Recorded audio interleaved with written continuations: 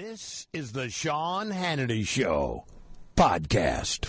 You know, we had a guest in the audience this evening. And Vice President-elect Pence, I see you walking out, but I hope you will hear us just a few more moments. There's nothing to boo here, ladies and gentlemen. There's nothing to boo here. We're all here sharing a story of love.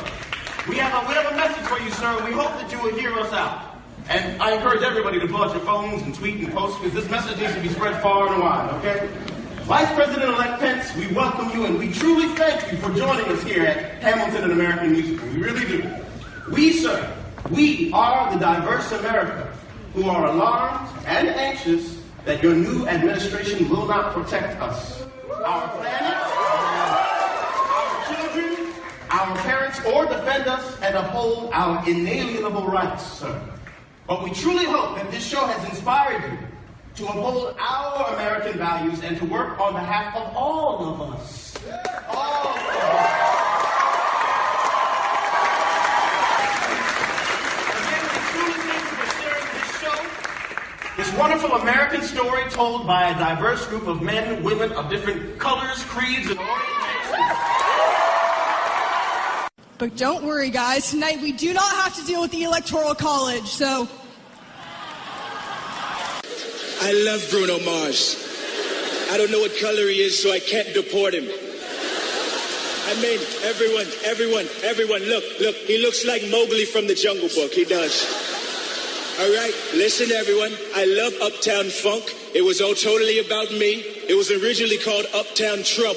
Listen, I'm gonna funk this country up bigly. Okay, this is my Melania Trump impression. Okay, I got the face right. I love my husband, President Barack Obama, and our children, Sacha and Malia. That's spot on!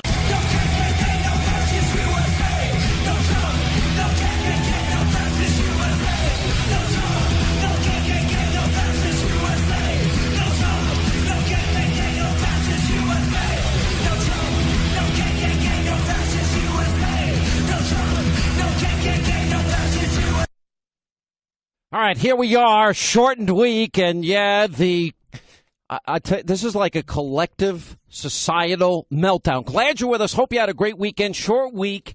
You know, I think I've got to step in here, and we've got to bring back to the program good old Dr. Hannity. And, you know, for all these kids that need Play-Doh and coloring books and aromatherapy and hot cocoa and pet therapy, you know, served to them by their professors because they're so upset over the election. And then you've got these Hamilton guys. But you know what, Mike Pence said? I wasn't offended at all. He actually said that's what freedom sounds like. That was a great line. Steve Van Zandt of Bruce Springsteen and The Sopranos, he actually said it was bullying Mike Pence. And, you know, the sad thing is this is how so many on the left think. You know, watch Donald Trump this weekend. What has he been doing? He invites Mitt Romney, who called him a fraud and a huckster and a this and a that. All the names he can think of. Undermine him every step of the way. What has he been doing? Number one, Donald Trump doesn't take days off very often. Number two, he's working just like he outworked Hillary in the final weeks of the campaign. Really, the entire campaign he outworked her. And he's meeting with people that like him and don't like him. He met earlier today with news executives. And, he's more gracious, magnanimous than I'd be. I'm not going to meet with the heads of networks who are plotting and planning and doing everything possible to drag me down and force me to lose. And that's what CNN did, and that's what MSNBC did, and CNBC and NBC and ABC and the New York Times and all these people. And I thought it was pretty interesting in the New York Post today. Andrea Pizer wrote a piece. You know, to get into this play Hamilton, this is the 1%. By the way, I hate plays. A very good friend of mine has been asking me. He's doing a play on Broadway. You got to come see it. He's even offering me free tickets. I'm like, yeah, I'm going to try. I'm really going to try. I have a hard time saying I hate plays. I just hate them. I don't have any artistic. I know he's anti-intellectual, Hannity. Well, I read all the Harvard classics. I'd rather sit and read Paradise Lost again or Dante's Inferno. More entertaining. I'm not a big play person. But the average person that goes to that play pays like $1,000 a ticket, $800 a ticket. Well, you know what? And then have you heard this? What's that model's name? Gigi? I don't even know who she is. Never saw her. No, I've seen her before. And, she's making fun of Melania. Look, none of this is really offending me. And some of my Twitter friends are mad that I'm not outraged about it. And the reason why is they lost. And they're losing their marbles. And watching them lose their marbles, frankly, is pretty entertaining. And then Green Day. When's it been since Green Day ever had a hit? What are they, 20 years old now? So, Green Day calling him KKK, it's meaningless to me. It doesn't penetrate, doesn't impact. And frankly, what I'm thinking about that matters is, all right, getting a good cabinet and now following through on your campaign promises. Mike Pence, by the way, will be on Hannity tonight. And, and then you got Alec Baldwin, you got the Hamilton cast, you got the AMA awards, and everybody's, these people they don't know what it's like to live in Indiana. They don't know what it's like for people in Kentucky and South Carolina. They don't know. I've lived in Alabama. I've lived in Georgia. I've lived in California. I know what their life is like. That's interesting. Yeah. Interesting. Yeah. Favorite talk show moment in the history of talk radio, Alec Baldwin. We don't have time now. But it's only going to get worse as Trump begins the implementation of his agenda. Now, a lot of you are going to have your little spoiled brat snowflake. That's what defined as we're all unique, special, and individual, like we all have a fingerprint. Am I getting that right? It's not anything other than that? You sure I'm not misunderstanding the meaning? Because it might be some hidden meaning that I might not know about. I was just asking the crew before I came on the air. Open your microphone. Snowflake has no other hidden meaning. Snowflake means what? It means that as snowflakes fall from the sky, given to us by our Lord, divine creator, that they're all unique. I'm not sure that they believe in God. Well, whoever they believe in. Mother Nature? Spirits, whatever. And mankind is raping and pillaging the planet for profit? Those people? Yada, yeah. All right, so we're all into, so that's what it means. I'm not going to find out. Go look it up. We're all special. Because you're telling me renting. before, I don't want to know any hidden meaning that may come out of this. Hannity used a slur because I don't know what it means and you guys don't know what it means. Because it's like, sort of like the alt-right term. I never heard of alt-right until this election. But you got the Trump-hating media. This was on Law News. This is Dan Abrams' site. By the way, it's not his opinion. It's just a site that actually has good stories on it. Anyway, Steve Schooner is a law professor at George Washington University. He's raising legal concerns about Trump and his interest in the Trump International Hotel in Washington. Well, a president doesn't have to have a blind trust. He doesn't. And this has been going on all week. And he probably will do it and probably hand it over to his kids. What? So this is from urbandictionary.com. Right. What is it? Snowflake, top definition, an overly sensitive person incapable of dealing with any opinions that differ from their own. Yeah. These people can often be seen congregating in safe zones, quote unquote, on college campuses. What is a safe zone? What is a cry room? When does a professor give children hot cocoa, coloring books, and Play-Doh? You're in college. To be a joke, I do not believe this is happening. I'm literally about to kill myself, and I'm not kidding. You better fix this right now. I literally am gonna die. I need an ambulance. She's very unique. Well, that was a Bernie supporter. Anyway, during an appearance, Schooner not only raised questions about the ethics, but also said Trump could have an impeachment issue. Because you have foreign states basically paying money to the Trump organization by using their hotels. What does that mean? I guess they have to ban them from Trump Hotel? How about he just gets a blind trust? I think that would be the best thing. This guy, Michael Shannon, I've never heard of him before. He's out there promoting a movie, Nocturnal Animals. Anyway, he had harsh words for Trump and those Americans that voted for him. He suggested that people supporting the Orange Man form their own country called the United States of moronic effing a-holes. Well, isn't that nice? Then he sounded off again, suggesting a civil war would be the only way to prevent Trump from assuming the highest office in the land. Then you got, I love Republican voters. They're really funny. Like the one guy stood up at Hamilton at another city and praised Trump. All right, if you want to have a stand-up contest, let's have it. Anyway, Republican voters are going to Starbucks, and they're saying their name is Trump. so that the people working there have to scream out Trump when their cup of coffee is ready? I guess they don't get coffee like me. I just get black coffee. What does everyone get? A frappuccino or what? I know what a frappuccino is. I'm messing around. Howard Dean, Steve Bannon is a Nazi. Representative Ellison, Trump won't drain the swamp. There's going to be more swamp creatures than ever. Heilemann, Trump's cabinet shaping up to be a group of old white men. Just this campaign is never going to end. And they are going to fight every step of the way. You already see it with the appointment of, I think, a real awesome choice by Trump, which is the Attorney General choice, Senator Sessions. And Schumer's saying on Meet the Press that, I'm not going to offer quick judgments, but it's premature to make any decisions, but except to say a very thorough, very tough vetting of Senate colleagues as well as anybody else. All right, so they're going to what? What's going to be interesting? When the Democrats filibuster and shut the government down, and the Republicans, I'm going to turn to them and say, see, that's how you fight. They'll probably fight harder than the Republicans ever did. Now, here's a guy, Jeff Sessions, and they're trying to say, they're using his full name now, thinking, well, if we use his full Southern name, then it's going to go a long way. Jefferson Beauregard Sessions the third, because it sounds really Southern. And, we'll use his full name here. All right, so here's a guy. He's had a distinguished legal career, Attorney General for the Southern District of Alabama for 12 years, Alabama Attorney General for 2+ years, United States Senator for a long period of time. He worked inside the Department of Justice 15 years. He's, here's a guy that filed a host of desegregation lawsuits in Alabama while he was the U.S. Attorney.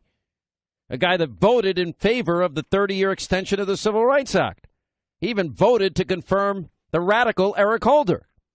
He also spearheaded the effort to award the Congressional Gold Medal to Rosa Parks, an Alabama native, civil rights icon.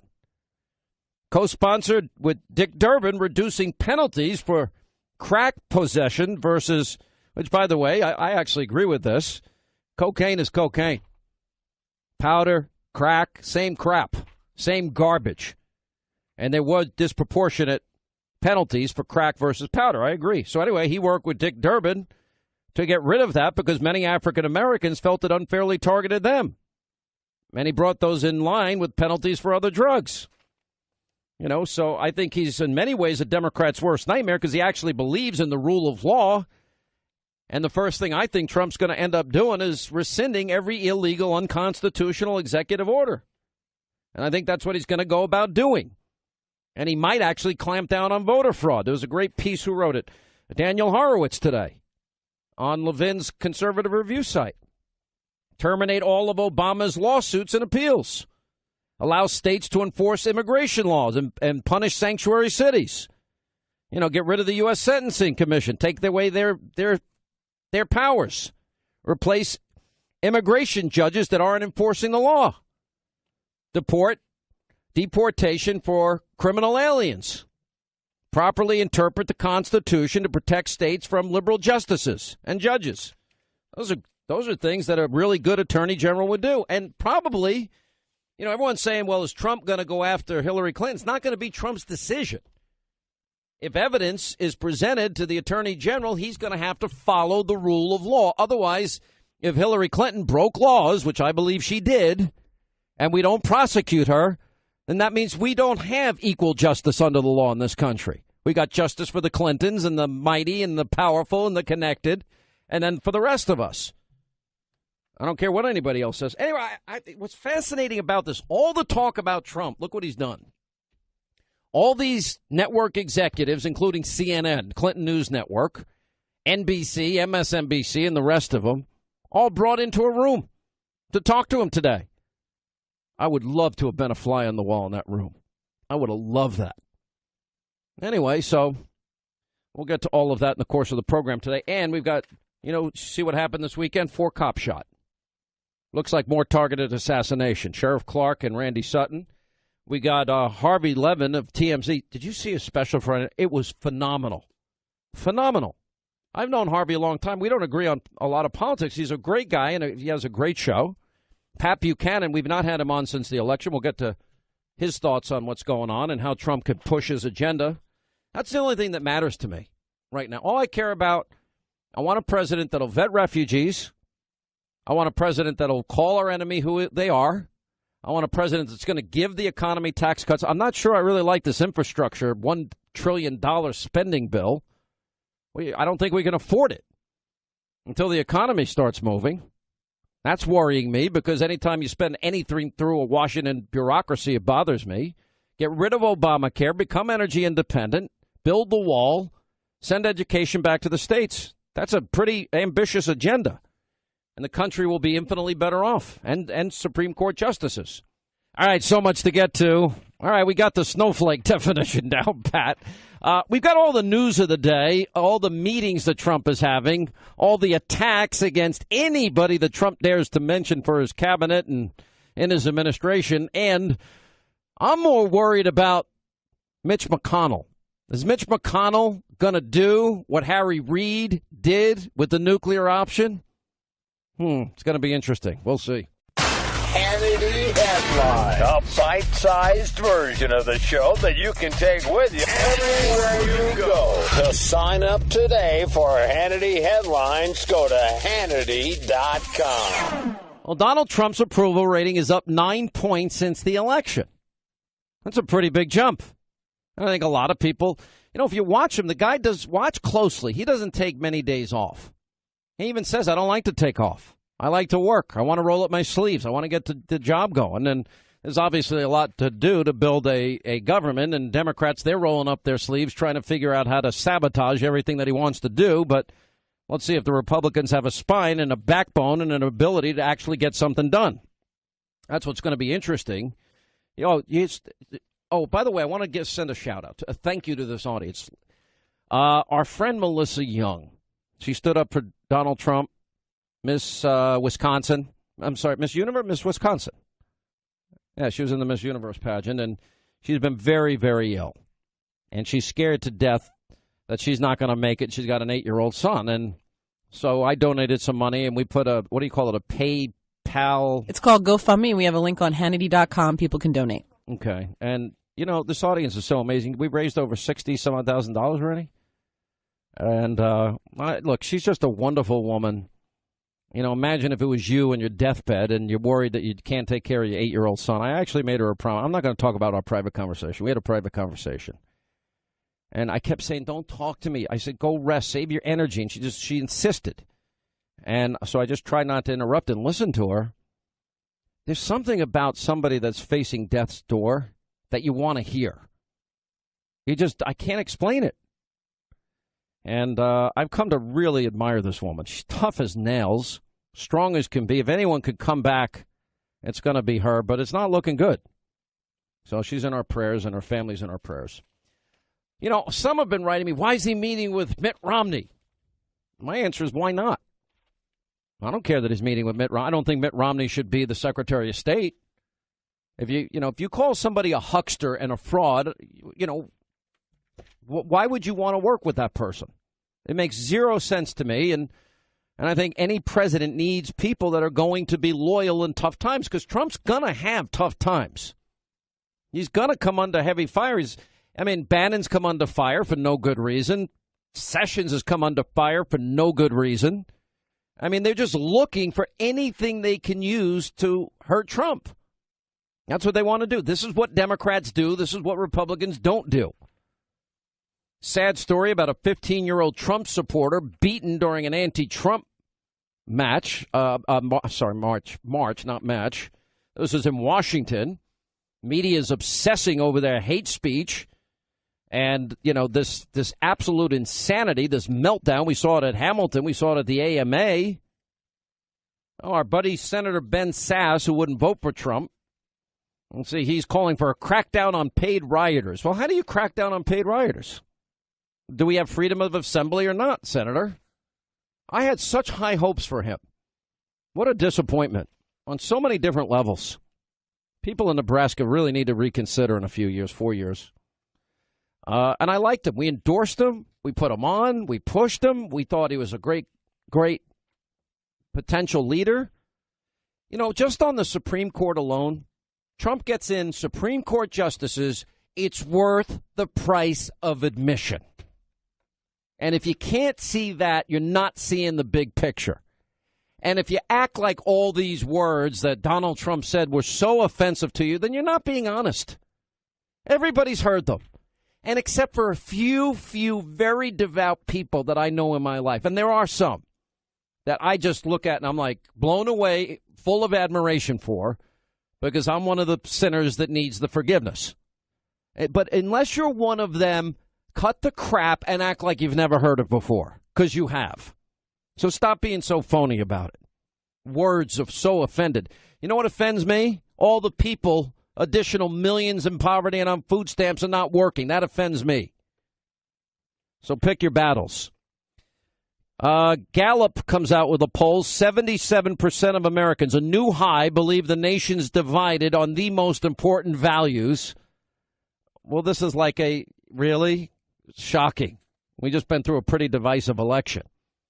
Anyway, it was after the election that they did this campaign. Anyway, the two least popular candidates in post-war U.S. history, protests erupting nationwide, Play-Doh being handed out to students, hot cocoa handed out to students, cry rooms being offered to students, aromatherapy being offered to students, pets are being offered to students for pet therapy.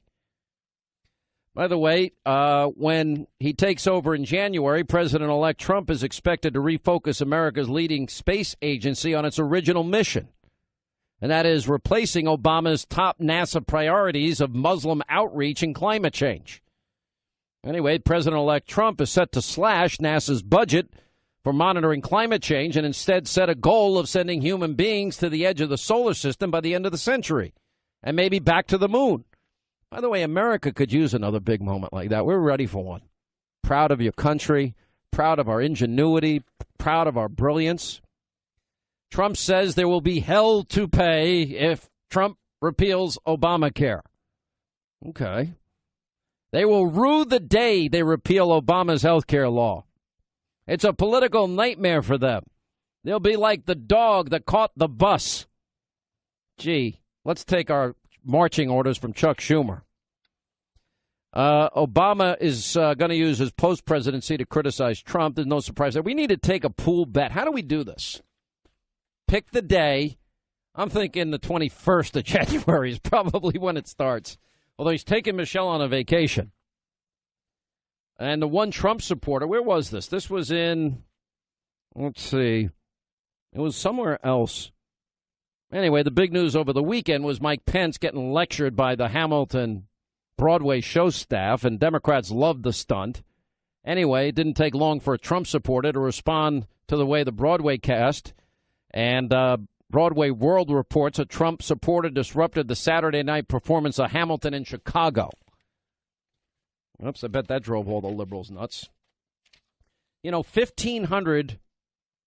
By the way, this is a warning sign. If you are entering the United States without presenting yourself to an immigration officer, you may be arrested and prosecuted for violating U.S. immigration and custom laws. Border Patrol has been told not to do their job. About 1,500 illegal immigrants are crossing a day in anticipation of Trump being inaugurated. The DHS may leave known smuggling routes into the U.S. unprotected for the time, I guess, that Obama remains president. And then, of course, Obama's trying to convince Trump TPP is a good idea. You know, those damn balls of the Washington Post, I agree with the headline. I don't agree with everything in it. You know, viewed through a conventional lens, Donald Trump's candidacy was improbable from start to finish. Today, two things about his victory seem to be in sharper focus. One, his victory might be understood as the success of the country's first independent president. And second, that the Trump coalition may be even more uniquely his than Obama's turned out to be. If Trump gets jobs and gets the economy going, you know, I would say the repatriated trillions incentivize those companies to spend millions and millions in the areas that need the most help. The Milwaukees, the Detroits, you know, go into suburban America. Also, I go in there with a bill saying I'm giving education back to your state and your community so that you parents can get out of failing government schools. and give a check. Let the parents pick the schools. Let the competition begin. It'll be a competition upward towards excellence.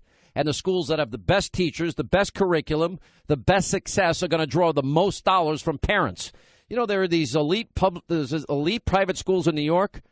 I mean, kindergartners have to get interviewed. First graders are interviewed. No connection is going to get you in the door for these schools. I mean, it's insane. And guess which schools get the most money? The ones that offer the best education. So you do that on a competitive basis, start with inner city America, work its way out? What do you think is going to happen in these failed school districts? Oh, test scores will go up. Reading, writing, math will improve. It's going to take a generation, but it's going to happen. It is funny to watch the Mitt Romney, who called Trump a phony, a huckster, a racist, a bigot, go kiss the ring this weekend. It was pretty funny. I would bet anything he's not getting Secretary of State. Anyway, there's a lot of speculation that James Mad Dog Mattis is going to be the next Secretary of Defense. A lot of rumors about that. What they're going to do with Rudy Giuliani is going to be interesting. I think Rudy would be the great Secretary of State. I think one of the things that has become a little bit of an obstacle for him, it shouldn't be a major one, is that, you know, his security company became in high demand after 9/11 because of his handling of what happened here in New York, and he had contracts with countries all over the world. Well, that's what businesses do. That's not pay to play. That's not, oh, give me money, $30 million, and I'll help sign off on giving Russia 20% of our uranium. It's not the same thing.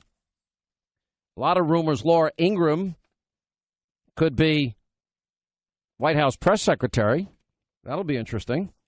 I don't think she's going to have much patience for those people, which will be fun to watch. There is some hope for people in California who never supported Donald Trump. Remember, I went out to the Fresno area, Bakersfield area, the Delta smelt and farmers. I picked up all the dry soil because they can't plant because they were protecting the Delta smelt over farmers. Well, Donald Trump might be able to get rid of that in like no time. And that would be pretty good. That would be a success.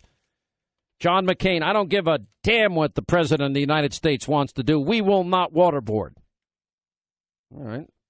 I prefer we waterboard. Here's a question for Senator McCain. Senator, two guys break into your house. You have a young son or daughter there. God forbid. The two guys grab your son or daughter. You run out of the door to catch them. You tackle one of the guys, but the other guy gets away with your son or daughter. You've got the guy that knows where they're taking your son or daughter. Where would you stop in terms of extracting the information from that other guy? I'd stop nowhere. I would stop at nothing. There would be nothing I wouldn't do until he starts talking. I do what I have to do. That's my answer. You take my son or daughter, there's nothing I won't do to you. Nothing.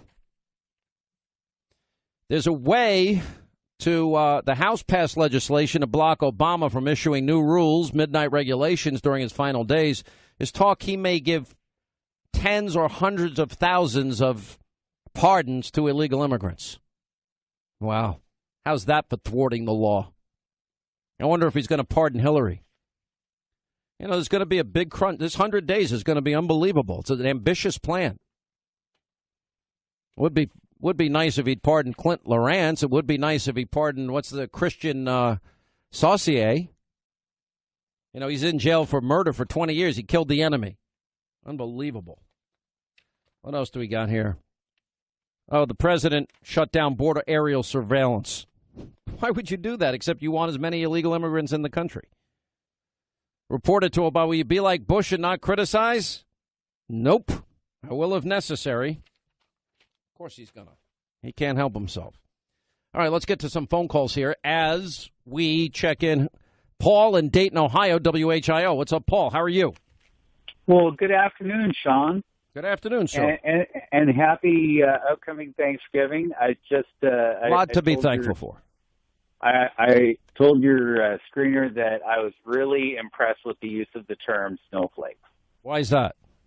Well, think about this going back to Harry Truman Even before he was president, he said, if you can't stand the heat, get out of the kitchen. And snowflakes are perfectly fine when they're in their own element. When you apply the least amount of heat, they melt down. Well, I kind of agree. All right, so I get it. I love that. Yeah. So that's it's actually the perfect analogy for those guys. Listen, all I could say is this. If you're so mentally fragile, emotionally fragile, that the election of the president sends you into a total, complete meltdown, and you're a little student that needs a cry room, professors to give you hot cocoa, Play-Doh, coloring books, aromatherapy, puppy therapy, cat therapy, you're not going to make it in this world. You're just not. You're not going to make it. This world is much tougher. Everybody on my team, if they were like this, they wouldn't last 5 seconds on this team. You don't survive in the real world if you're like that. Anyway, appreciate the call. Let us say hi to Al, is in Shreveport, Louisiana. Real quick, Al. Hey, Dr. Hannity, just want to say on this Hamilton stuff, my wife and daughter are coming up to New York in December. Don't know if they're going to get to see you or not, but they were coming to shop and to catch a Broadway show. And after this thing Friday night with this Hamilton issue, they both decided they don't want to even see a play while they're there. So, you know, it's these people are asking for it, and that time the majority spoke up and said, we just disagree with that. Listen, I don't know why you'd want, I'm not a play guy, so maybe I'm the wrong person to ask. I'm just not. But I got to be honest, I don't really feel like if I'm going to a play and for that play you're paying like $800, I think they give away 10 tickets a night. Tell me if I'm wrong. It was in Andrea Peiser's column today. I think they give away like 10 tickets a night for people, or 21 tickets a night, whatever it is, for like very cheap. Everybody else is paying $800, $1,000. This is for the 1% liberal elite. They say, oh, do you like the play? Yes, I love the play. Let's go to the Metropolitan Museum of Art, shall we, afterwards? And we'll have a bit of, we'll have some caviar, a little champagne, just a sip. 5 bottles later, one more sip. I'm sorry, I can't stand that life. I can't. Sean Hannity.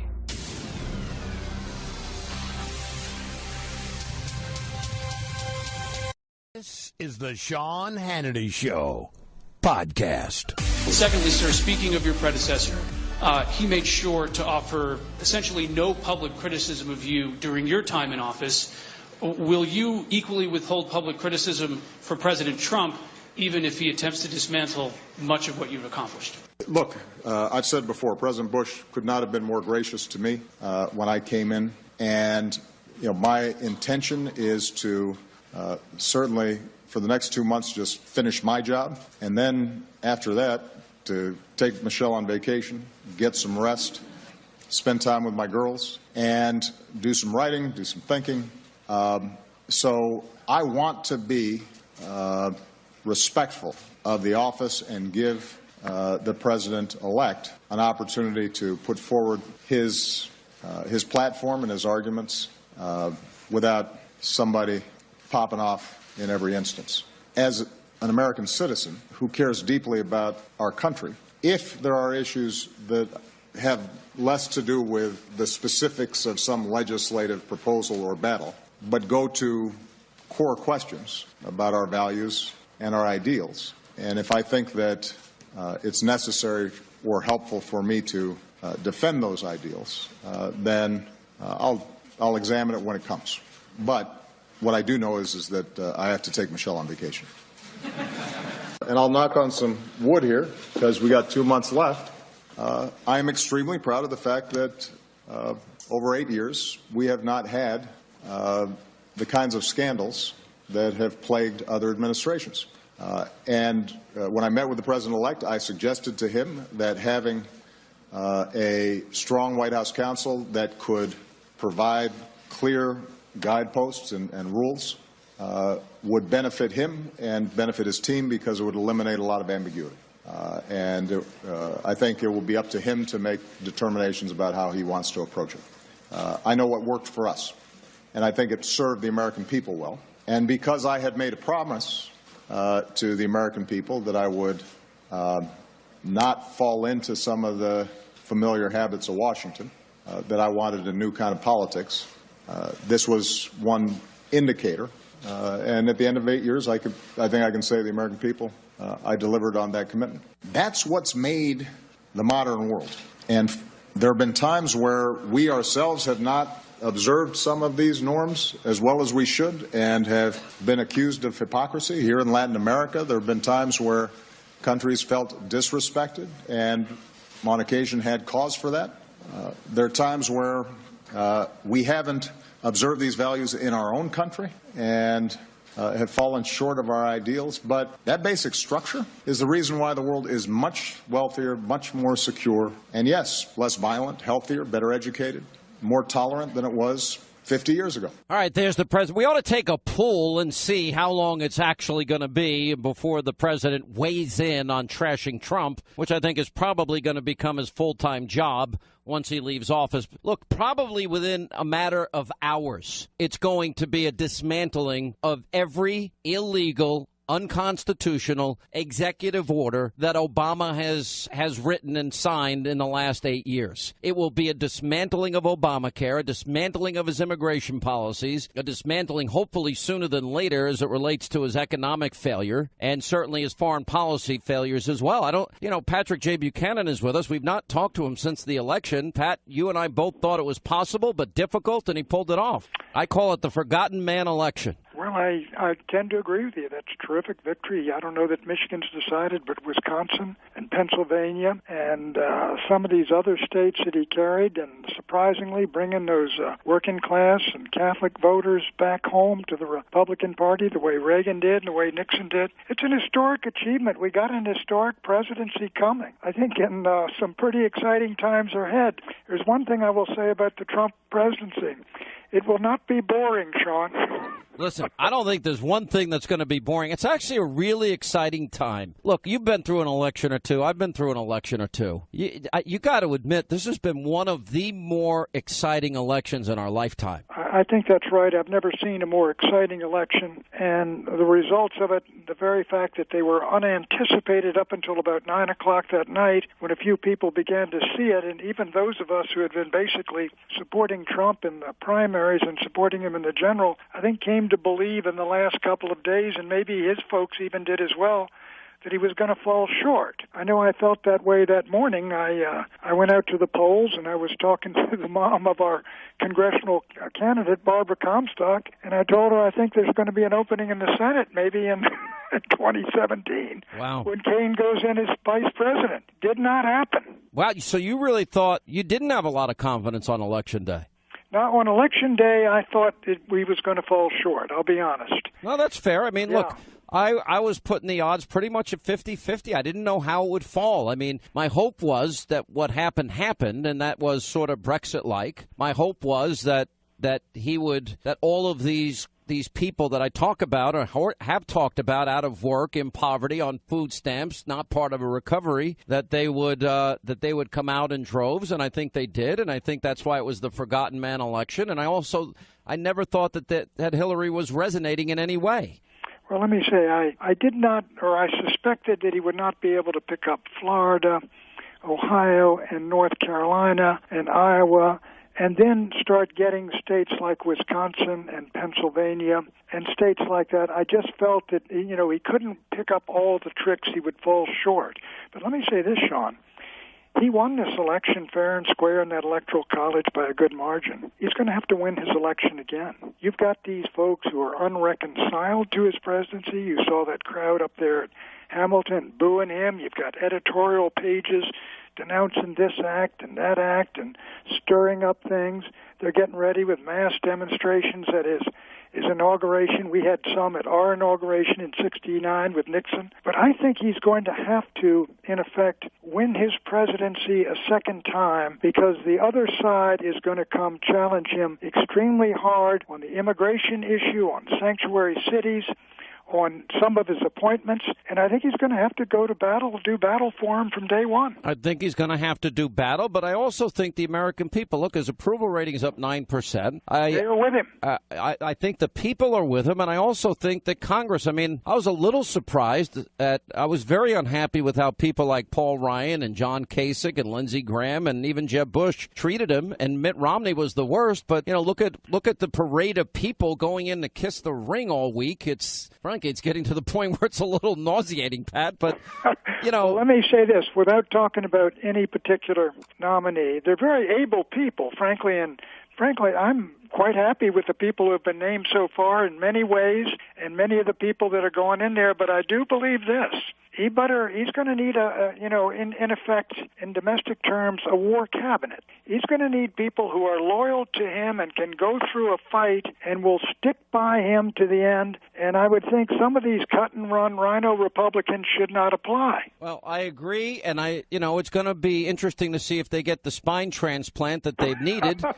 And don't count on those transplants. Well, one of the things I said on TV the other day, and listen, I talked to Paul Ryan. Right. He called me last week, and we had a good conversation, and he said, you know what, people like you are right. Donald Trump tapped into something I didn't see and I wasn't understanding, and I agree with most of his agenda, and we're going to work very hard to implement it. So I think that's exactly right, and it's the right thing to do. And Trump has two agendas now. One of them is the core conservative Republican agenda, which you and I agree with, and almost all Republicans, even establishment Republicans, agree with. You deal with taxes and regulations and Scalia-type justices. We're all on board there. But he's got another agenda, and it's a populist agenda, and it's an agenda of securing the border, and it's an agenda of preserving the character and nation of the country, and it's an agenda, frankly, of staying out of unnecessary wars that proved so damaging to George W. Bush, that Lyndon Johnson was broken by Vietnam. Truman was broken by Korea.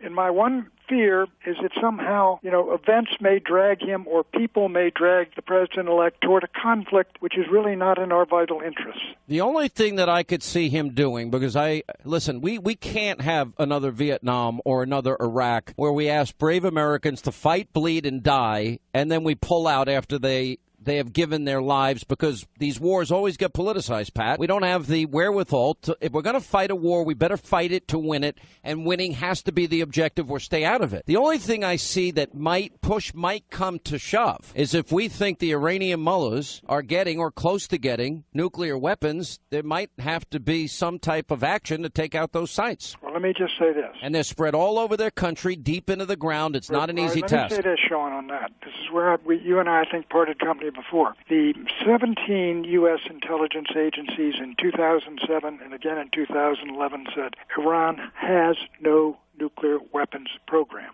Since then, they've got inspectors in Iraq. They've stopped. They've taken all the uranium out of the country. They're not producing the heavy water and the plutonium anymore. And there's all these inspectors all over the place. So I think what Senator Corker ought to do is call up all these intelligence guys, sit them down right in front of them and say, now tell us, you said twice that Iran has no nuclear weapons program, the last time in 2011. Do they have one now? And if they do, where is it being done? Because we got cameras in all the major sites. But not all the sites. If it's secret and hidden, demand the inspectors go in there now. Pat. And that way you'll have the Europeans with you. Listen, I agree. And we wanted any place, anytime inspections. But, they ended up paying ransom for hostages without any guarantees. And they're not even our inspectors. And they get, 28 days to clean up the mess so that you can't. If you're building a bomb and you got stuff in there, you got satellites overhead, and it's a secret site, and they won't show it, I would come to tend to agree with you. My view has always been, Sean, the Iranians don't want a bomb. Well, then why are they spinning these? Bomb and we got 5,000, and the Israelis got a couple of hundred. That's the end of them. Why are they spinning their centrifuges then? Why do they want plutonium then? They got a good. The reason they pulled all this stuff was to convince the Americans that they were doing what they had decided not to do, but remember, which was build a nuclear weapon, and they got $150 billion for it. But remember, it's the same game that North Korea played with Clinton. In other words, they would start up their program, we'd offer them incentives and money, and they'd stop for a little bit, and then they'd start, and then they succeeded. Well, they built and tested and exploded a bomb, and they're working on the missiles. They don't have it perfected. Let me tell you, if we saw a test coming up where Iran looked like they're going to test a device, then we ought to have people right there immediately. And if not, I go along with you. But what I don't want, Sean, is another war. I don't either. Weapons of mass destruction that don't exist, and all these Americans killed. And as Trump himself said, $6 trillion lost. Listen, I don't want another foreign conflict. And I'll tell you, one of the keys to getting out of the Middle East, in my opinion, is we have more energy, more natural gas, more oil in the ground, more coal than the Middle East combined, where not only we could sustain ourselves for a couple of hundred years, but we could help Western Europe so they're not so dependent on Vladimir Putin. Well, exactly. We got all this shale oil, and if we can negotiate with the Indians, we may have some pipelines. Well, I mean, I think it's in everybody's best interest, and it's in our best national security interest. Clean coal. I mean, here Donald Trump is exactly right. We got all forms of energy. Some of it, you got nuclear, you got clean coal, you got oil, you got gas, you got hydroelectric, we got it all. You got wind, you got all this. Go with all of them. We don't need to be importing oil from people that hate our guts. All right, last question, real quick, yes or no. Will he get a conservative justice on the court? I think he will. Look. All right. These are yes. This is the yes. We only have a minute. Ainsworth and Carswell, just go up there and put this time another Scalia on if you have to name 5 of them. I agree, and I think that Mitch McConnell needs to think about the nuclear option. Will he get his corporate tax repatriation bill in? I believe so. I think some Democrats will go with it. Depends on how low a tax he sets. Will he get Obamacare overturned and free market savings accounts? I think he'll get the features of Obamacare overturned. But they're going to retain those features, the 26-year-olds and the all right, got it. That's fine. Will he get the border wall built for the most part? He'll get a part fence, part wall built. Okay, yeah, that's what he said. Will we get education sent back to the states? I'm not sure what they're going to decide on that. I just don't know what they're going to decide. Well, that's what he said. I think it would be a great idea. For Common Core. Yeah, but I hope not. But Trump said no. Will we get energy independence and on a path towards it, at least in the 4 years? I think Trump was. I think this is one reason the market's rolling up. I agree. I think he's going to unleash American corporations and American investors and American entrepreneurs and American. Is it a mistake to spend $1 trillion on infrastructure? Is he going to? Yeah, I think that you'll get the Schumer. Is that a mistake? Is that a mistake, though? Do I think? Look, I do think we need to build up, repair our roads and bridges and all the rest of it. I don't know that we need that big train that Jerry Brown's building out there in California. Yeah, he can have his own train. Good point. All right, Pat. Listen, what an election. Thank you, my friend. Oh, great election. Take it easy. Hannity Headline, a bite-sized version of the show that you can take with you everywhere you go. To sign up today for Hannity Headlines, go to Hannity.com. Well, my father thought it would be good for discipline reasons. That's a pretty extreme thing to send your kid away to upstate New York. What kind of discipline problems were you having? Well, I was just somebody that was rebellious. Did you resent your dad when he sent you? No, not at all. I understood. Did he sit you down and say, here's why? Well, he said, I want to shape you up. My understanding is business school was not your first choice. Well, I wanted to be in a business that you're very familiar with. I wanted to make motion pictures. I absolutely did. I was going to apply to USC. What was it about? I mean, that's shocking. Why? Well, what was it that literally was going to make you break from what your dad did and start a career in film? I just liked it. I always liked it. I liked the glamour of movies. Freddie is standing in the middle there. Right. He died at 42, really from alcoholism. I've never had a drink because of my brother. Does it worry you that you might have that gene, something inside of you that if you took a drink, you wouldn't stop? You might turn into what happened to Fred, and does it scare you? All right, that was from I guess you'd call it a documentary. It was called Objectified, about Donald Trump, and it was hosted by TMZ's Harvey Levin, and it was on the Fox News channel, and the ratings are in, and it was a breakout, huge, massive hit, even beating many of the big networks. Harvey's been a longtime friend. He joins us now. How are you? I'm good, Sean. How are you? I got to tell you, first of all, I'm so proud of you. The special was just riveting. You know, I've interviewed Trump all of these times, but when you're in a campaign, you don't have the time to get into the nitty-gritty of the person. Like I was doing a lot of town halls. You did something that nobody else in the media did in this campaign, and you showed a side of Trump that I think a lot of people didn't know. Yeah, I mean, look, the campaign was about issues and attacks, and, you know, there was very little room to get reflective on who somebody is. It was all about what they said that day. And what we set out to do was to say, let's ignore all of that, and let's go back to, you know, from childhood on, using objects in his life that mean something to him that he can kind of relate to and become a touch point, and then kind of get to know who the guy is that maybe will help you understand why he does what he does today, who he is today, you know, what got him here. And that was really the point of this. And, you know, I hope it gave that kind of insight. I mean, I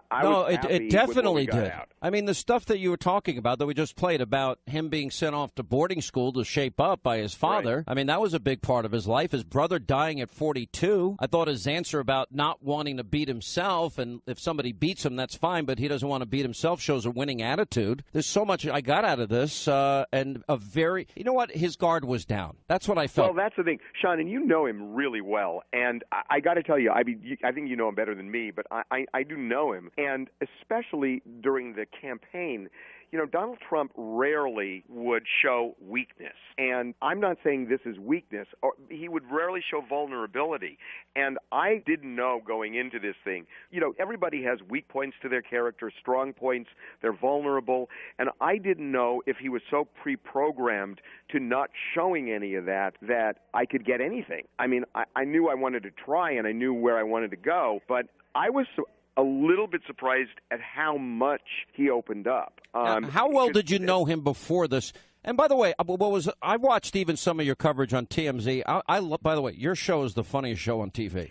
I want to talk about that in a second. It is the modern day reality show meets camera, candid camera moment every day, and it's hilarious. But well, thank you. But I watched. Did you have a relationship? Because that's what I wanted to know. I knew him, you know, over the years, but I knew him as, you know, as a reality TV star and businessman, and we would cover things from time to time. And, you know, I would talk to him on the phone occasionally, and we had a friendly relationship. But, yeah, I mean, that was kind of it. Yeah, because, look, I mean, Hollywood's not exactly the business out there in Los Angeles known as a conservative bastion. But I didn't feel you had any political motivation at all. As a matter of fact, as somebody who was supporting Trump very openly, I had wished that aired before the election. It was, as you said, it was reflective. He let his guard down. He was, in a way, I felt a vulnerability he would not give me. Yeah, and I mean, look, I haven't really talked about this, but we asked, I talked about it a little bit, but we asked Hillary Clinton as well to do it, and she declined.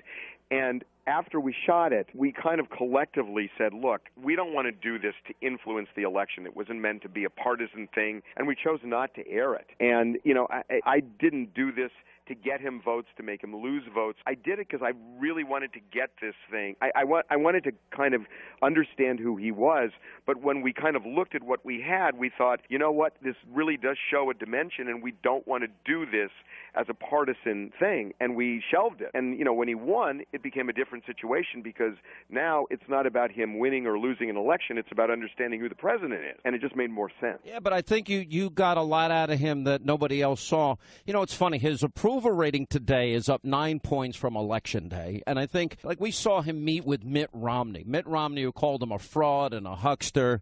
He's meeting today with the heads of networks. He met earlier today. Right. You know, with the head of CNN, Jeff Zucker, and Phil Griffith from MSNBC. These were networks pretty much dedicated to defeating him, from my perspective. Well, that's his clear view. And, you know, I would love to have been a fly in the wall. Me too. With Zucker, especially. Me too.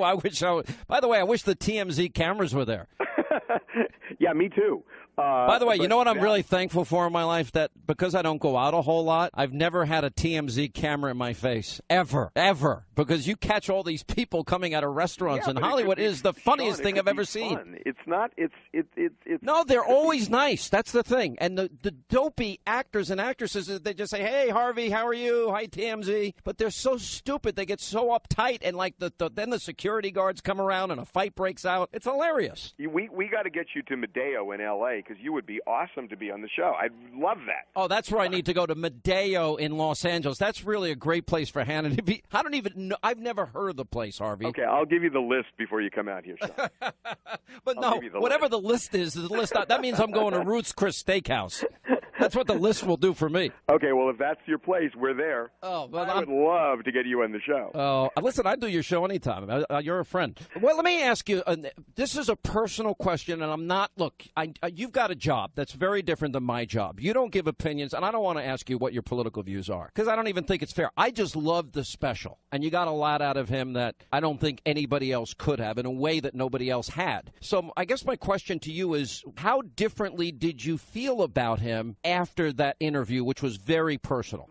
I mean, the truth is, this is more the Donald Trump I've known over the years than the guy who we've seen over the last 16 months. That when you look, I went back there 3 or 4 times before we actually shot it, and I was in the building, and we were setting this thing up and everything. And you talk to an elevator operator or somebody who works on his staff, housekeepers or whatever, and they've been there for a long time, and they really like him as a person. I mean, that's one of the things that really struck me, that there, a lot of times you can kind of really get to know somebody or know who they are by, how they deal with, the elevator guy or whatever. And they like him. No, they actually love him, because I've been over to Trump Tower interviewing him a bunch. They love their boss. They do. And so you got to think, okay, wait a minute. You got a guy who can be really polarizing, on stage. That's not the way he could possibly be with all these people in that building.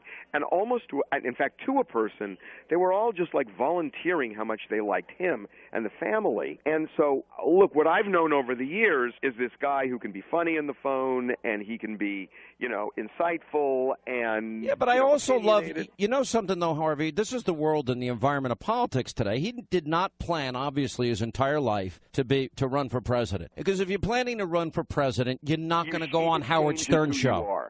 Yeah, I mean, and he wasn't given scripted, phony political answers. He even told me I wasn't that into politics, and so he sort of was finding his gut and his instincts, which I think are naturally conservative, and then fine-tuning it over a lifetime of dealing with government bureaucracy. And he realized, hey, look at all these people that are getting screwed over by government. Look at all these jobs we could be creating if we do A, B, and C.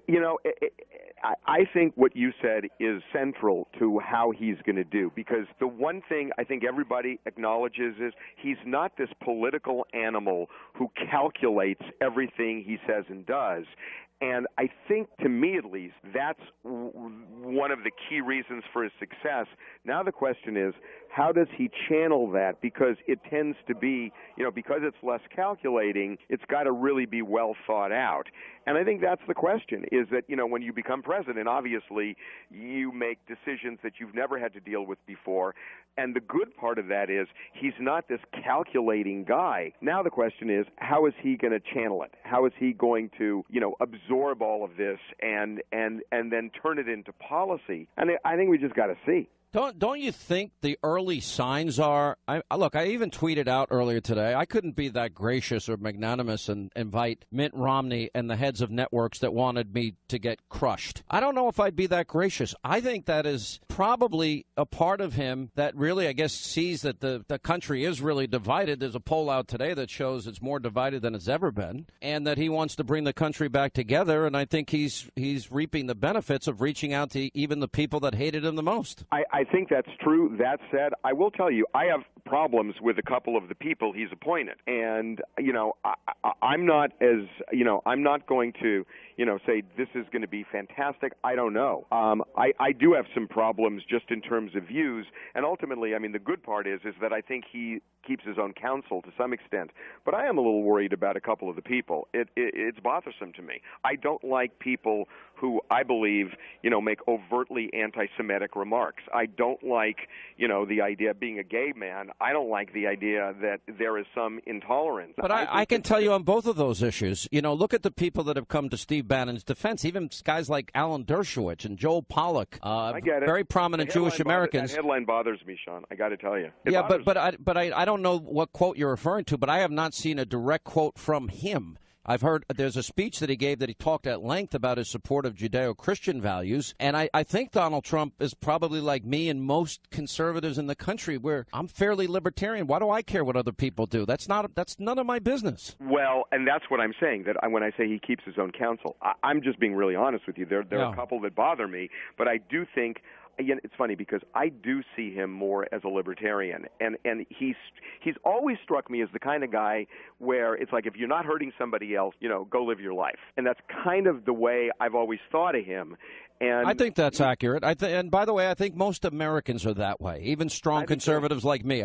You know what? We're all Americans here. We need jobs. We need to protect the homeland, and we need to keep the world safe. That's what we got to. To me, it's really that simple. Yeah, look, I do think that's been his compass, and look, we'll see. I think here's the thing, and I think you're right, where all of a sudden you see his poll numbers go up.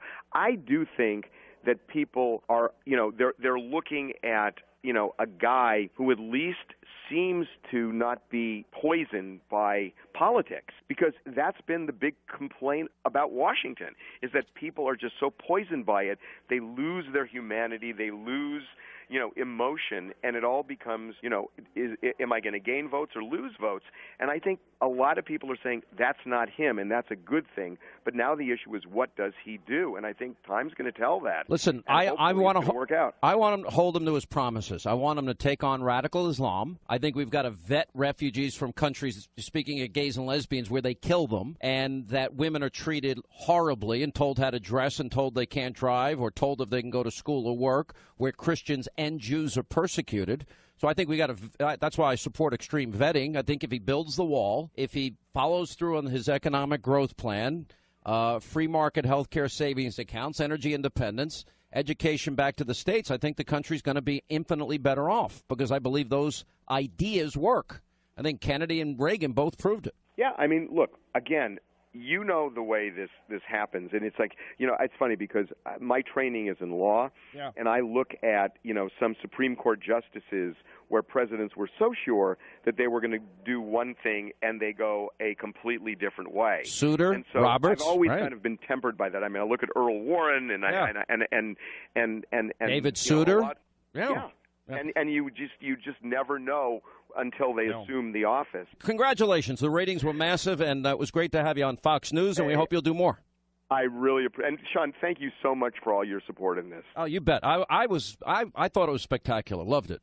Really appreciate it. All right, my friend. Thank you. All right, when we come back, 4 cops shot, assassination attempts in a couple of the instances. We'll have a full report. By the way, Dr. Hannity's coming back tomorrow. All you people that need aromatherapy, all you people that need your hot cocoa and you need your cry rooms and Play-Doh and coloring books, I'm going to help you out tomorrow. You can call Lauren now. We'll put you on the list, all right? 800-941-SEAN. Call now if you want hot cocoa. Dr. Hannity's going to help you out if you're a big Hillary supporter, you're depressed, you're sad, how to deal with your relatives over Thanksgiving. 800-941-SEAN.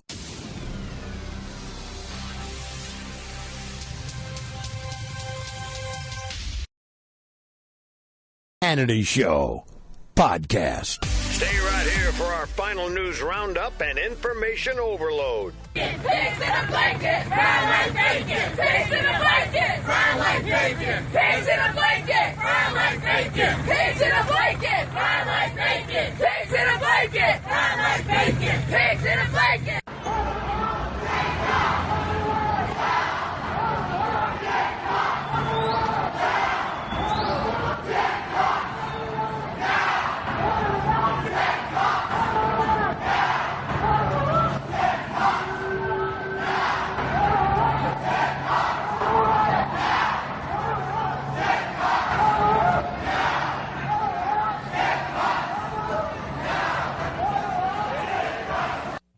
right, there's the chant, Black Lives Matter. News Roundup Information Overload Hour here on the Sean Hannity Show. 800-941-SEAN, our toll-free telephone number. BuzzFeed has a reporter, and she'll actually be on TV tomorrow night. Her name is Rosie Gray, and she's written a lot about alt-right. And I keep talking about the alt-radical left. I'd never heard of what alt-right was until this election season, and now it's being used by everybody in the mainstream media. Now, I argue that it's being used to smear, slander conservatives by how there's the alt-right crowd, and they're trying to attribute racism and anti-Semitism to conservatives, which, by the way, is the tactic we see every 4 years, frankly, every 2 years during elections. And I said, okay, well, what about the alt-radical left? What is the Occupy Wall Street movement? What is the MoveOn.org movement? What about Black Lives Matter? That was Black Lives Matter. You heard chanting, what do we want? Dead cops. When do we want them now? And pigs in a blanket, fry them like bacon. Now, is that alt-radical left? Is Obama inviting them to the White House? Is he alt-radical left? One of the arguments I make about Obama, he is literally locked into his rigid ideology. He's going to cling to that till the end of his 60 days here. And that's all he's got. That's all he knows. That's who he is. I mean, he's got 60 days left. That's it. Done. Over. And then within months, everything he's done in the last 8 years short of the debt, you can't get rid of that, will be gone. All of his unconstitutional, illegal executive, gone. And I doubt Black Lives Matter activists are going to be invited to the Trump White House. Now, why do I bring this up? Because over the weekend, we've had 4 cops shot in a 24-hour period in 4 cities. 2 of the shootings are called targeted. So here we go again. Targeting police officers for assassination. Anyway, 2 officers shot separate incidents, what authorities are calling targeted attacks. 1 died. The other was shot twice in the face, but he's expected to survive. Barely. How do you survive a shot to the face? Anyway, but they were 2 of the 4 officers shot yesterday in these 4 incidents. San Antonio detective writing out a traffic ticket to a motorist shot to death in his squad car late Sunday morning outside of police headquarters by another driver who pulled up behind. And the police chief identified the officer as Benjamin Marconi, 50, a 20-year veteran of the force. Sunday evening, police posted a picture of the person that they said they were hoping to identify in connection with the case. They also released a video of the person via their Facebook page. All right, so hopefully we'll find them. And then we've got, Monday morning press conference. He said investigators had several ideas who the suspect might be. Anyway, CBS San Antonio, there were reporters there. The president of the Police Officers Union knew Marconi personally. This guy leaves behind 2 kids. Sad. Great guy. And you've got to wonder, why is this happening? Why does this keep happening? In St. Louis, a police sergeant was hospitalized in critical condition, but expected to survive after being shot twice in the face in what the police there called an ambush. Now we're ambushing and assassinating cops. So now we have 4 incidents, one after another, and you got to ask, what in God's name is going on, and why would a president ever invite a group that chants, what do we want, dead cops, when do we want them now, to the White House?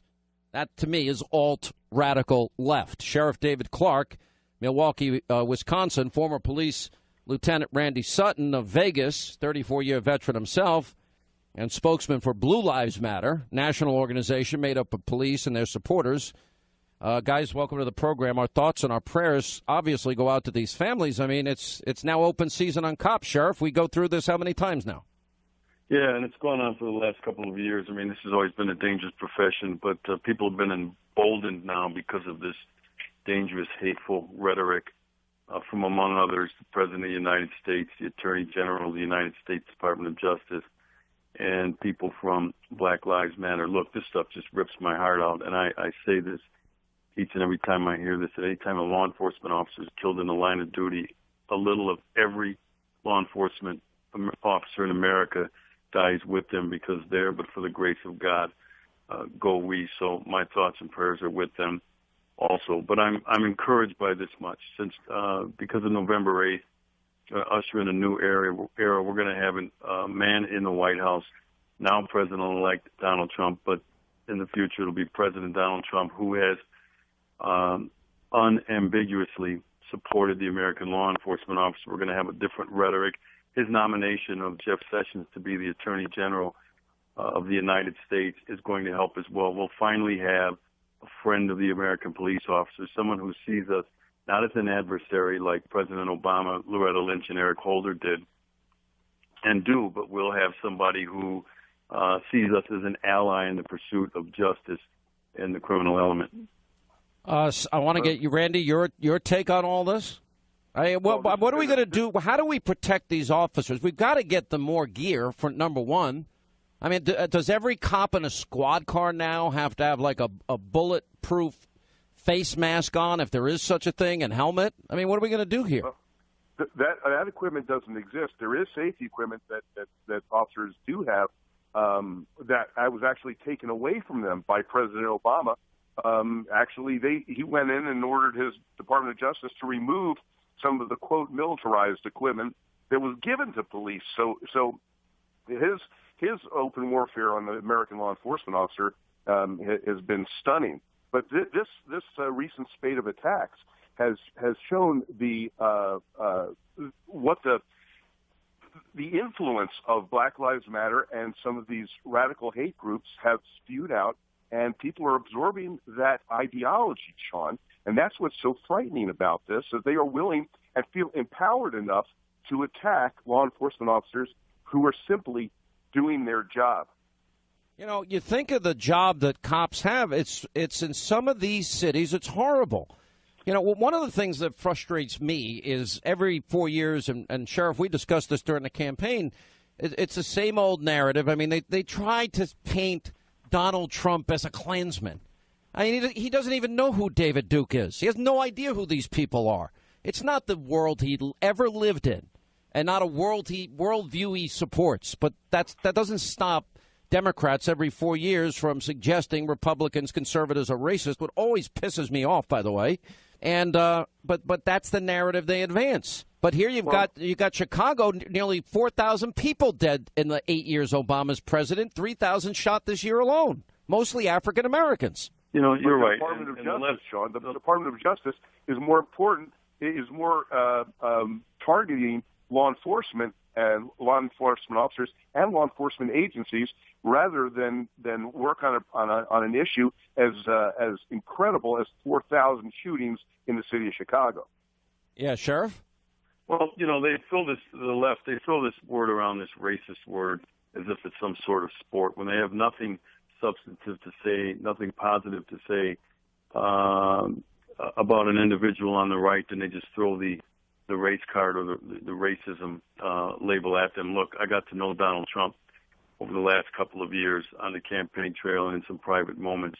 There's nothing racist about Donald Trump. There's nothing racist about his nominee for the post of Attorney General of the United States Department of Justice, Jeff Sessions. I got to know him as well. This label has also been placed on the American police officer.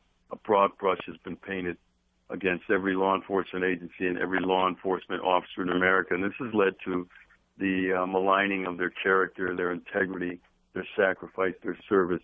And I will say this again, I've said it before, probably on your program a number of times. There's only one governmental group in the United States of America that truly believes that Black Lives Matter, and it's the American police officer who puts on that uniform, goes down there, risks their lives every day, Sean, to protect good, law-abiding black people that live in those communities.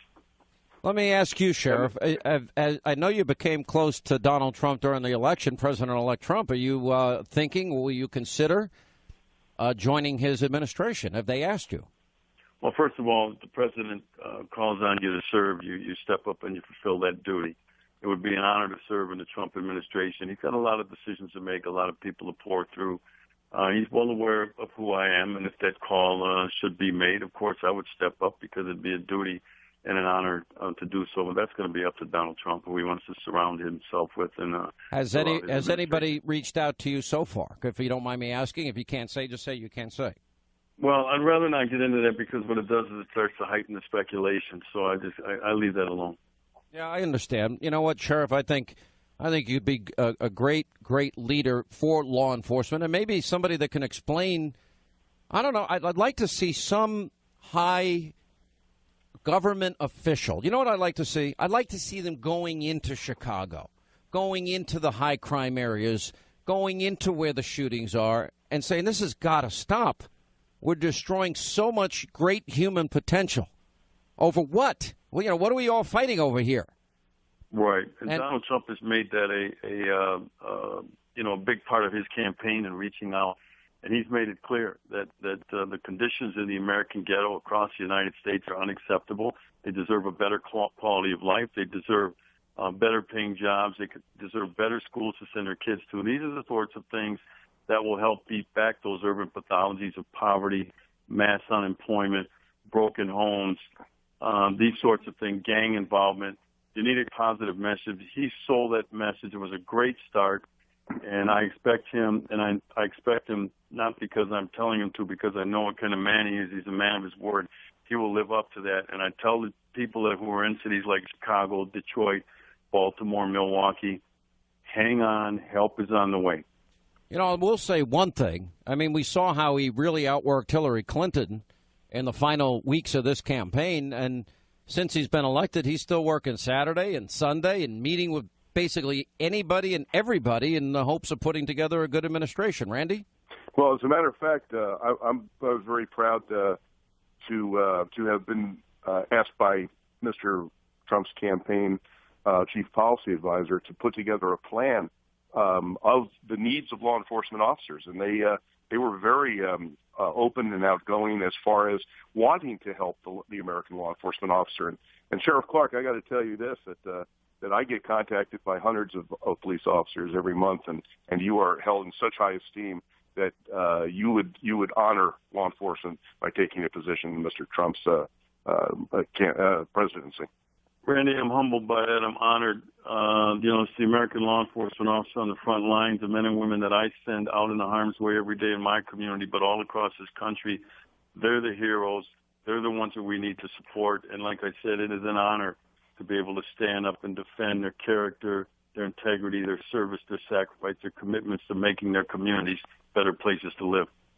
You know, I got to tell you, and the difference between chaos and outright anarchy are the brave men and women in uniform. So these families have sacrificed way too much. We've seen too many dead police officers, and now we've got one assassination after another. And these families now have to, have kids growing up without their fathers and mothers, and they're being shot and killed. And then, of course, we've got an atmosphere where if there is an incident, well, we blame the cop first. We rush to judgment. We're judge, jury, and executioner, and they don't even get the benefit of the doubt ever. I mean, well, Sean, I don't know if you're aware of this statistic, but we are now up to almost an 80% rise in the murders of police officers from this year from last year, almost 80%. And the ambush style targeted assassinations are up about 500%. That's a stunning topic right now. Yeah. All right, guys. Thank you so much for being with us. Appreciate it. Sheriff Clark, Randy Sutton, thank you, sir. All right, when we come back, wide open telephones, 800-941-SEAN, if you want to be a part of the program. By the way, reminder, tomorrow in the program, we'll do at least a full hour of calls for those of you that need a cry room and coloring books and Play-Doh and aromatherapy, pet therapy, doggy therapy, catty therapy, whatever you need. We're going to be here for you, all right? So give Lauren a call. Tell her you want to be on Dr. Hannity. How do you deal with your crazy Trump relatives over the holidays? How are you going to survive it? 800-941-SEAN. Don't forget Hannity tonight. The anti-democratic agitators, not only at the play Hamilton, but all around the country. We'll talk to Mike Pence about that and the transition. Also, Dr. Carson and Laura Ingraham both being considered for positions. Apparently, Dr. Carson's rethinking it. We have Melania mocked at the American Music Awards and Green Day calling Trump a racist. We'll get into that. And should we use enhanced interrogation techniques? Ollie North is in Mosul. And Dr. Sebastian Gorka, set your DVR 10 Eastern, Hannity on Fox. Hannity Headline, a bite-sized version of the show that you can take with you everywhere you go. To sign up today for Hannity Headlines, go to Hannity.com. Don't worry, guys. Tonight we do not have to deal with the Electoral College, so... I love Bruno Mars. I don't know what color he is, so I can't deport him. I mean, everyone, look, he looks like Mowgli from the Jungle Book. He does. All right, listen, everyone. I love Uptown Funk. It was all totally about me. It was originally called Uptown Trump. Listen, I'm going to funk this country up bigly. Okay, this is my Melania Trump impression. Okay, I got the face right. I love my husband, President Barack Obama, and our children, Sacha and Malia. That's spot on!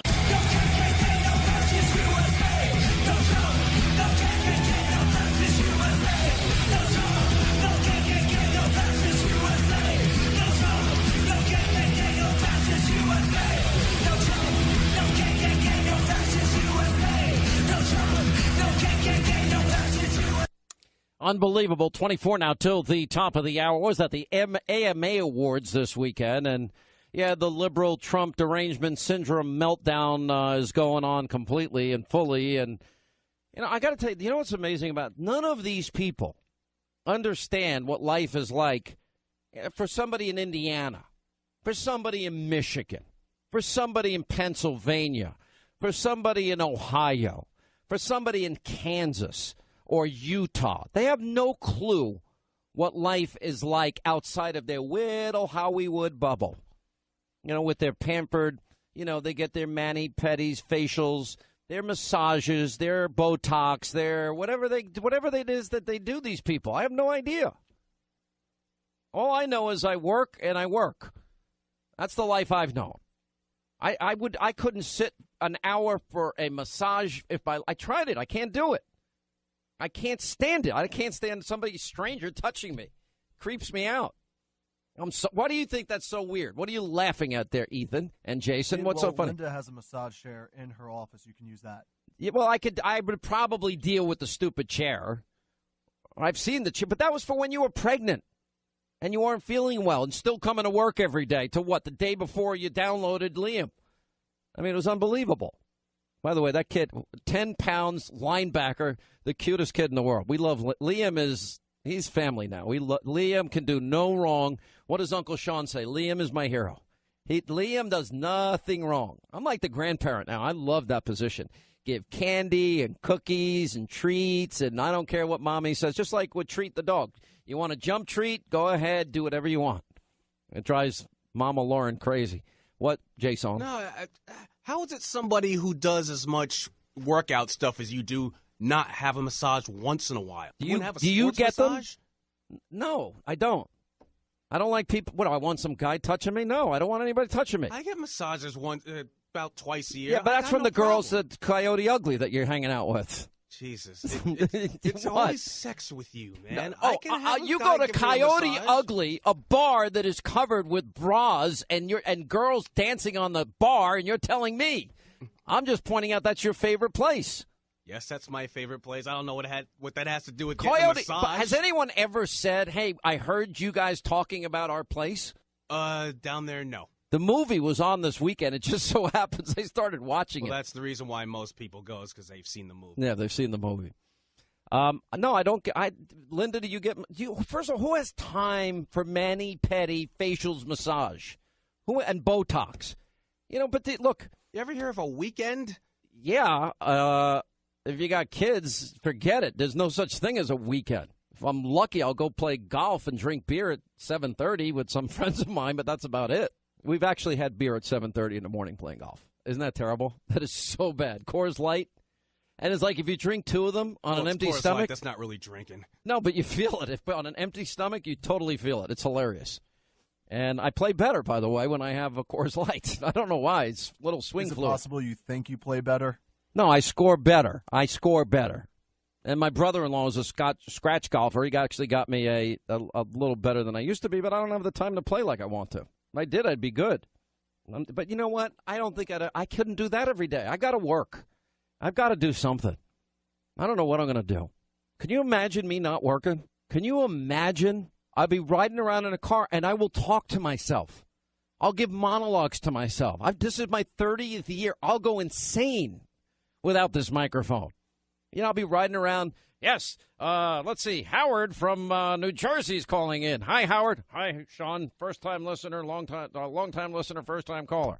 So what's up, Howard?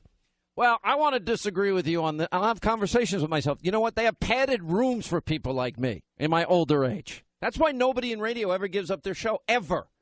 You notice every single person in radio, the minute they get out of it, they all die. Everybody. Am I right or wrong? I don't mean this in a bad way. It's just a fact. You might as well count the days. You're done. Who retires young, outside of Neil Bortz, who's still alive? Well, Neil Bortz is doing young? great, actually. Bortz didn't retire young. He's almost 70. That's young. That's young for you guys when it comes to. And all he did was harass me this election year that he's not going to vote for Trump. I said, fine, you're helping elect Hillary. And then he actually said the last text to me, I don't want to fight with you, because I was being annoying. All right, speaking of Howard in Toms River, New Jersey. Howard, how are you? Listening to the all-new AM 710 WOR. How are you? Good. How are you doing, Sean? Thank you so much for having me on the program. What can I do for you? I first want to thank you for helping us get Trump elected. Appreciate it. I think you did an amazing job. We all rode on your back. Well, you're I just very want kind. to point out. By the way, I didn't get Trump elected. Donald Trump did the job helped himself. Out and You know what? a lot had to do with you.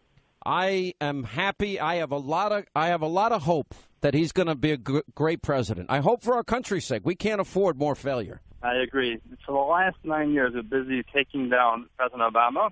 No. We were ripping apart for a very good reason. And all of a sudden, Obama was very nice to Trump. He took him into the White House. He said we're going to have a smooth transition. He's going to help him out in the beginning.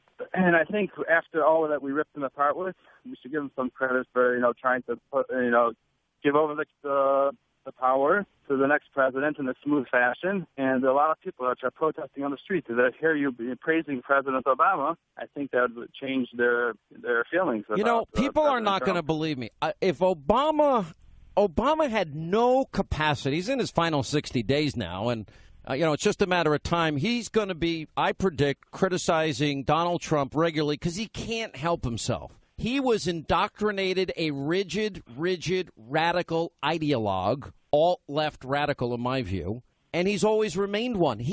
Where's the sister soldier moment? With you. Where's the era of big government is over, the end of welfare as we know it is over? He doesn't have that moment. And as a result, he stuck to his ideology, and his ideology is proven yet again to be a failure. 100% agree, but there's one thing he did right. Let's give him credit. Why not make someone happy?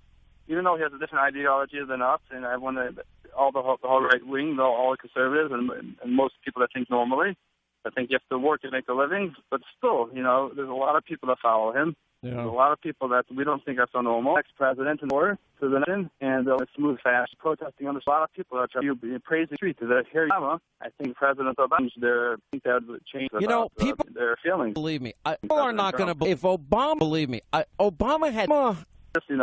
Listen, but I'm telling you right now, they're all lining up to crush Trump as quickly as they can. You watch, you'll see. Sinead is in New York, also on the all-new AM 710 WOR. What's up, Sinead? How are you? Hi, Sean. How are you? I'm good. Glad you called. I'm calling because my daughter, who is 20 years old and in college, is one of these snowflakes. By the way, the snowflake, I guess that's the term. We're all special. We're all unique. And one of the college kids that needs Play-Doh and a coloring book and aromatherapy and a massage and hot cocoa, one of those kids? Well, thankfully she hasn't gone that far. She's just been completely off the wall angry that Donald Trump was elected and Hillary wasn't. Meanwhile, leading up to the election, she was saying how much she even hated Hillary Clinton. She was a big Bernie Sanders supporter. How could you be a Bernie supporter and see how the DNC and Hillary ripped off Bernie and the fix was in from the get-go, and then support somebody that ripped off your candidate and cheated him? I don't know how you could possibly do it. I'm trying to get through to her. I'm like, wait a minute, you hated Hillary Clinton 2 weeks ago. Why all of a sudden? She goes, well, she's better than him. I'm like, well, I'm not seeing that logic because I don't see how Hillary Clinton could be better than anybody. But it's really hurtful in a way because she was raised in the same household that my other kids are being raised in. She's the oldest of 5. And sometimes it's all out war between her and my 17-year-old son because he's very pro-Trump and, so was I, so was my husband. My husband came here from Ireland when he was 15 and he's worked since he got here. And he has a successful business in New York, and she has benefited nicely from her father's hard work. So Listen, it's irritating whenever I hear her. Remember what Winston Churchill said. If you're 20 and you're not a liberal, you don't have a heart. Your daughter has a heart. If she's 40 and she's not a conservative, that means her brain hasn't formed. Well, we're just really hoping that once she actually gets out of college and gets a job and has to actually start supporting herself, she'll change. Listen, I put my son recently on a budget. Well, everything's so expensive, Dad. And I'm like, yeah. I'm glad you figured it out. But they get their first paycheck. She'll be like, oh, I'm poor. I'm like, you are not. It's funny. Never had a job and is in college. I've never really talked a lot of politics with my kids. I never felt that I had to. And, they'd be driving in their car with their mother and they'd have to listen to this show. And they picked it up on their own. And both of them, I will say, wanted Trump to win. And my son met Donald Trump at one of the debates. I brought him to one of the debates with me and really enjoyed. And Donald Trump couldn't have been nicer to him. And he really enjoyed meeting him. My daughter wants to meet him. What's disturbing, though, Sean, is what she learned in school. Like, she got very political out of middle school into high school. And it was, the United States, loves going to war. They're always at war with people. Well, Sinead, stay on the line here, because Rich in Chicago, at The Answer, our affiliate in Chicago, he's a trauma specialist. What kind of trauma do you do, like post-traumatic stress disorder and stuff? Sometimes. I've actually worked with some soldiers from the first Gulf War, but also primarily with children who have suffered domestic violence, sexual and physical violence, and the trauma related to early. Oh, that's horrible. So what do you think of all these, the aromatherapy, the Play-Doh, the coloring books, the hot cocoa served by professors? What do you think of all this? Well, quite frankly, if they were 3 years old or 5 years old, I might be able to understand it. However, as a 20-year-old, absolutely not. This is a symptom, a terrible symptom of liberalism. They lack the basic coping skills of a 5-year-old. I have a 5-year-old. I have a 5-year-old nephew who could cope with this better than these people. And what do you say to Sinead? What should Sinead tell her daughter this week when she comes home for Thanksgiving? I think really this is, I can't give professional advice, but as a concerned citizen of this country, American, I would say learn some coping tools that will help you regulate your emotional stress, raise your stress tolerance, your ability to handle no or obstacles, learn to be self-reliant. There's some great essays out there she should read. The Thoreau essay, the Dylan Thomas essay, Rage Against the Dying of the Light. All I can say is I can't handle this, Rich. I can't take it. I almost want to slap him in the head and say, grow up. To be a joke. I do not believe this is happening. I'm literally about to kill myself, and I'm not kidding. You better fix this right now. I literally am going to die. I need an ambulance. That was a Bernie supporter. Oh, my goodness. I don't know what to say to these kids. If it was my kid acting like that, I'd just grow up. Yeah. No, thankfully she hasn't been as bad as that. But, and what started it was, she got all this liberalism from high school. They're teaching them in high school that the United States, is constantly at war because they just love going to war. The American Revolution could have been prevented if they didn't start wars with everybody.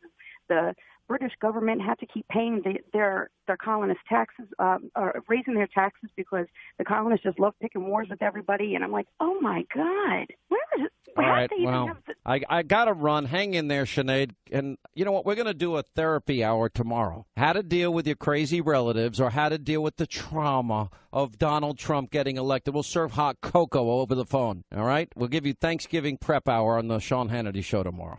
All right? Dr. Hannity will be back. All right, that's going to wrap things up for today. Don't forget Dr. Hannity tomorrow. If you need pet therapy, cry rooms, Play-Doh, coloring books, cocoa, I'm here to help, all right, if you're upset. Don't forget Hannity tonight, 10 Eastern, Fox News. We have Vice Presidential-elect Mike Pence. How did he feel about Hamilton? What does he think of the agenda, the process of the transition team?